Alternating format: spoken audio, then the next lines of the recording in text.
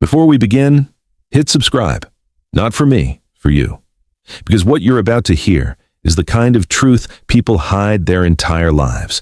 And if you stay until the end, you'll understand why sometimes the past doesn't haunt you. It walks right through your front door. My name is Daniel. I raised my son alone for almost 10 years. People always say time heals everything, but that isn't true. Some wounds don't fade. They simply stay quiet until someone accidentally tears them open again. For me, that someone walked into my house the night my son said, "Dad, there's someone I want you to meet." I was excited, proud even. My boy, Ethan, finally found someone who made him happy.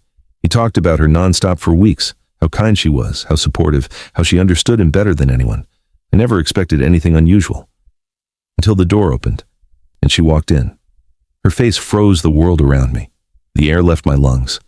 It felt like the universe had played the cruelest trick imaginable, because the girl standing next to my son was the same woman who helped destroy my marriage years ago.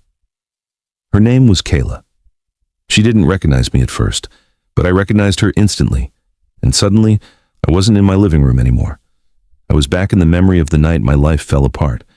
Back when my marriage ended, it wasn't just because my wife lost love. It was because she found validation in someone she shouldn't have, someone who encouraged the distance, fueled the problems, and pushed her toward the choice that tore our family in half. That friend who whispered in her ear, who comforted her behind my back, was this girl, and now she was holding my son's hand. I kept calm. I had to. My son was glowing with happiness, and I refused to ruin that moment for him.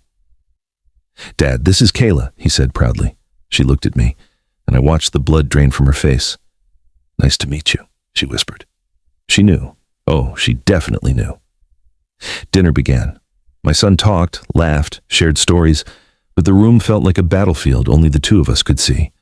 Every glance she gave me carried guilt, fear, and a silent plea.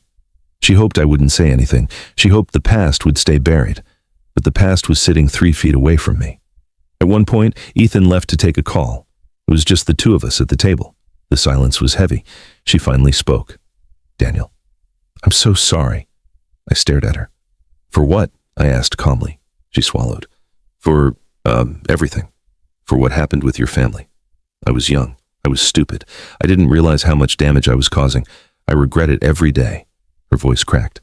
"And I never thought I'd meet you like this. I didn't raise my voice. I didn't attack her. I didn't blame her for the past.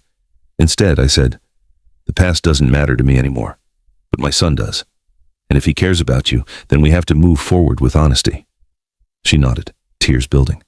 She tried to wipe them away quickly before Ethan came back. When my son returned, he noticed something. "You okay?" he asked her. She smiled and said yes, but I could see the truth.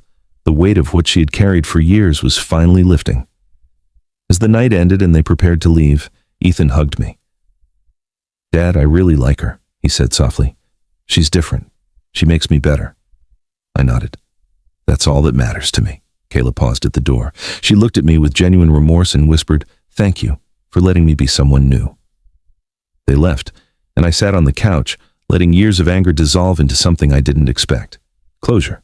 Because sometimes the universe doesn't bring the past back to hurt you, but to heal what never got the chance to heal. If you've listened until the end, remember this. Life will always bring back the truth, but it's up to you what you do with it. If this story touched you, hit like, subscribe, and tell me in the comments. Would you forgive her?